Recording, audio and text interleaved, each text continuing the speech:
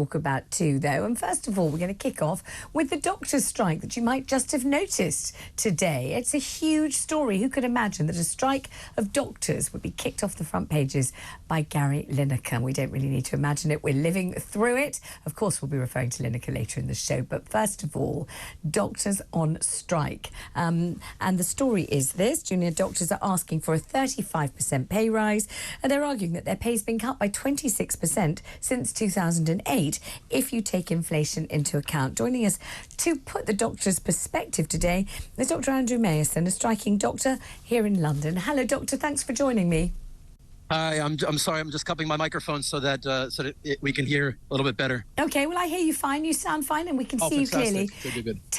Tell me then, set out for me the reasons why you're on strike today. Okay, thank you for having me. I voted to go on strike, and I'm striking today primarily because 10 years ago the NHS was the best healthcare system on the planet. It was ranked #1 globally. A lot of people don't know that. It was the most efficient, most effective healthcare system on the planet. And you could, your viewers and everybody remembers that, 10 years ago, you could see a GP in, 24, 48 hours, right? Mm. You could get you could be seen in A&E in 4 hours. You can get a cancer referral, in actually 2 weeks. Yes. And over the last 10 years, £400 billion has been taken out of the NHS budgets. There's been no plan for NHS staff retention, staff recruitment. There's no plan for beds. We've lost 20,000 hospital beds, closed countless A&E departments, and social care is a mess. And so, the NHS crisis has just been getting worse and worse and worse and worse and worse. And no matter what we do, no matter how many strongly worded, messages we send, no matter how many protests we attend, it just seems this government just refuses to listen. And so we now have the worst waiting list in NHS history. It's 7.2 million people long. People are suffering on that. Long before any NHS strikes began, 7.2 million people were suffering on that, were dying on that. And we also have the horrible statistic, 500 people dead every single week in A&E, in the backs of ambulances or in A&E departments. It's horrifying. This is the 6th wealthiest country on the planet. And, to think that you guys are, delivering healthcare like this after 10 years ago, you're doing it so perfectly. It's horrifying. And patients are suffering on these waiting lists. And that's why we're striking.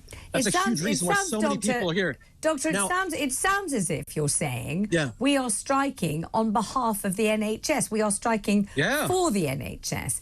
But I think people watching and listening will think you are striking because as doctors, and we're looking for the bit now where you explain the knock-on effect of the 7.6 million waiting list, the knock-on effect of a failure to recruit, the knock-on effect of a system which sounds to me as if you're about to say is badly broken. So can you explain what it's like to be a doctor trying to do what you're trying to do in this environment, under this pressure, in these circumstances? Describe what it's like to be you doing what you do. So I work in A&E, and I'm proud to work in A&E. I love my job. I love seeing patients, but it's horrifying. Not only when an ambulance crew brings in a patient that's been waiting for 10 hours, 12 hours at home, a grandmother that's broken her hip because you can't get an ambulance soon enough. That's horrifying. We feel awful every time this happens. And, people are coming to harm because of that. And then, and when people, they're a good shift nowadays for a lot of A&E department, a lot of folks that work in A&E is somebody that comes in dead on arrival in the back. A good shift nowadays, is when somebody doesn't die in our waiting rooms or somebody doesn't die in the back of an ambulance. And, and when you're taking care of these people who have been harmed because of these terribly long waits, it causes immense moral injury that we end up taking home, trauma that we end up taking home. And it becomes so difficult to work in the NHS under these conditions. And so that's why we're not asking for a whole lot. You can tell from my accent, I'm from the United States where healthcare is delivered in a terrible, terrible way. And, 500,000 Americans have to declare bankruptcy every year because of that. And doctors there get paid so much more than we do. And I could go back and I can make 4 times, 5 times as much money as I'm making right now. But I don't want to because I love the NHS. This is the right way to deliver healthcare. I love that when I see a patient in A&E, I don't have to argue with their insurance company or ask them for any money. And so, but you guys deserve better. You deserve to be seen. You deserve to call up your GP the same day and be seen, or the very next day. You deserve to go into A&E and be seen in under 4 hours. But this government has failed repeatedly to deliver that. And, you know, and no matter what we do, they're just not responsive. And so when the system gets so difficult to work, then you have hemorrhaging staff that just leave because it's just too difficult. Every time I open up Instagram, I see ads for New Zealand, Australia, to go work there for, you know, twice as much pay and a lot, you know, much better working conditions, because they actually value they value, you know, labor of healthcare workers. So I don't mean to interrupt you, but I have much to ask you. What should the government, in your opinion, do, for example, to combat the failure to retain staff and to recruit more staff? It's not as if you can suddenly recruit a whole lot of highly qualified doctors overnight. If you go back to the drawing board, it's a very, very long wait to be able to recruit anybody who's suitable to take the jobs. So what could they do in the short term or the interim to make your lives easier and the NHS better, would you say? The fastest thing that they could do, if Steve Barclay and Rishi Sunak were able to, and Jeremy Hunt, in this budget on Wednesday, if they're able to come up with, you know, £1 billion, which is what it would take, to have a proper pay restoration for NHS staff, for us and for other NHS staff, like our nursing colleagues who are visiting food banks, which is just horrific, then overnight, I promise you, all of my colleagues that are thinking about switching to the private sector, that are thinking about going to work abroad, they will have huge second thoughts about that. And so many of them will decide, you know what, okay, I'm just going to stay because I love living here. I love the NHS and I want to continue serving my patients. But overnight, if they decide to raise our pay to, you know, to match what it was from 2008, then I promise you so many people are going to stay, and that will dramatically affect patient care so much that we will be able to see patients faster. That's the best way to get the waiting list down. That's the best way to tackle this. But you're absolutely right. This is a long-term strategy. We need a long-term strategy from them to say, you know, we need X number of doctors and radiographers and physiotherapists and nurses to care for patients properly. But this is a 10-year project. May I ask you something, Doctor? Yeah. If you don't prevail upon the government, if you don't get a wage increase, if you don't get any improvement in conditions and terms either, what do you see? I know you don't have a crystal ball, but you work there every day. You're highly intelligent. Obviously, you're completely clued into what's going on and particularly what's not going on. So what are the sorts of things that you would imagine will occur in the NHS, heaven forbid, let's say in a year or 2 years, if your pleas are ignored by the government? What are the sorts of things that we, the public, are going to come up against as patients in the NHS? Well, if there's no pay restoration for NHS staff, then I promise you, your ability to see your GP, you know, is going to get a hell of a lot worse. It's going to take a month to see your GP or 2 months to see your GP.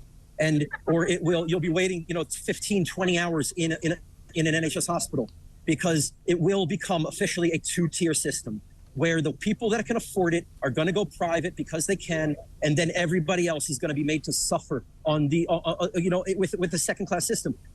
You need to trust me. I came from a two-tier system in the United States where tens of millions of people do not have health insurance. It leads to terrible outcomes. You know, the Canadian healthcare system is a little bit better than ours, and it's more similar to the UK one. And somebody with cystic fibrosis lives a decade longer in Canada than they do in the United States on average. Right. And that's because of the differences in healthcare. And the more, if you do not have NHS doctors and nurses and other staff here, then we won't be able to afford to live here. And the market will just lead us to just go away. Doctor, is there any argument at all? Is there any argument at all for saying that by going on strike, doctors are forgetting their Hippocratic oath, that doctors are making a very bad situation even worse by removing their services for 3 days? Is there any argument for that, do you think? No. I mean, a lot of people will think that, but you know, this is the situation. When on Friday night, when Steve Barclay wrote in the Telegraph that doctors should check their conscience before they decide to vote to go on strike, that was so offensive to so many of us. So offensive, because my conscience, when I check my conscience, I look at 500 deaths, preventable deaths, every single week in this country from you know, preventable causes. And we're 10 weeks into 2023. That's 5,000 people who have died from delays accessing NHS care in the sixth wealthiest country on the planet. That is horrific to me. And when I look at those statistics, my conscience tells me that I have a moral obligation to fight for my patients, to fight for the NHS, and to fight for my profession, and fight for my colleagues in the nursing community, because Otherwise, this government just refuses to listen. Dr. Andrew Meyerson, you're extremely passionate and extremely eloquent, and I would be astounded if people haven't been influenced by what you've said. I really would, and I wish you well. Thank you very much indeed for joining us. That's Dr. Andrew Meyerson here. Listening to all of this, our political editor, Peter Cardwell. I mean, passions are riding high. Hugely passionate from there. Hugely passionate. And this echoes everything that the striking nurses were saying about, actually feeling that patients are in danger, actually feeling they're providing a substandard service, actually feeling that they are carrying the NHS on their own shoulders by putting in hours and hours of extra work, doing the work of 2 or 3 people, keeping going and going and going when they're absolutely burned out. And I find it difficult to counter their arguments. I'm not the person at the coalface caring for people through the night and being paid a salary which they say is 26% lower than it was in 2008. They seem convincing. I don't know what you think. I think they are pretty convincing. The problem is that the government either doesn't have the money or doesn't want to find the money, whether that's through taxation or whether that's through borrowing, to give in to their demands. And certainly when nurses originally said they wanted nearly 18%, that was something that a lot of people sort of thought, hold on a second, my salary isn't going up that much. Yes. Junior doctors are asking for 35%. Yes. They're saying, as you said, that because of inflation and all the rest of it, they've essentially taken a quarter pay cut since 2008.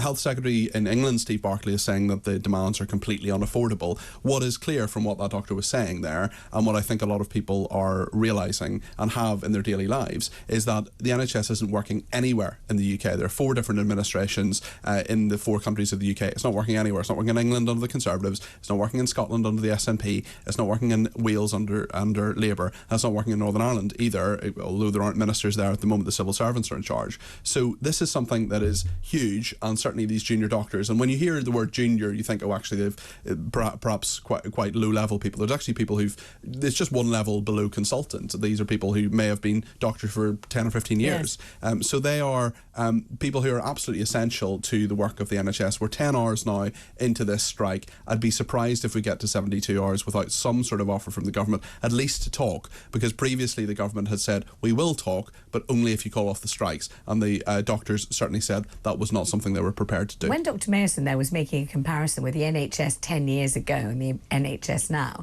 and saying 10 years ago you would get a cancer appointment within 2 weeks, you would be able to see your GP within 48 hours, and all the other things that he said. It was very difficult to counter that argument, because I think we can all remember when that was true. And I must say, nobody in 10 years ago, I was broadcasting 10 years ago, certainly, nobody was saying the NHS is perfect, this is fantastic, we're so lucky, how great. Everyone was complaining endlessly then, but it hasn't got better. He's it hasn't right, got better. Isn't Yeah, he is right. He's saying it's got materially, much worse. It has got worse. We're spending a huge amount of money on the NHS. 10 years ago, or slightly more than 10 years ago, when the Conservatives came to power, in England, the health and social care budget was £139 billion. Now it's 180. There are very, very few bits of the country, bits of the what the government does for us, that has had such a huge increase. And people kept saying, more money, more money, more money. And that is part of it, absolutely. But at the same time, fundamental reform is clearly needed, and that can be resisted and has been resisted in many ways. And every time there's a big NHS reorganisation, people, including doctors, say this isn't working. So, I mean, the NHS is a bit like a small country. It employs over 1 million people. The budget is huge. There are big decisions to make. It's turning a ship. It's a very, very difficult thing, and as the doctors are showing, things just aren't working, and people need to have confidence in those systems as well. When you dial 999, you want to make sure an ambulance comes. You want to be sure you're seen. Particularly where it seems as if, and this is my phrase, it may not be yours, you don't have to accept it from me, but that the failure to address the implications of social care has led to a situation, I would describe it, that social care and the lack thereof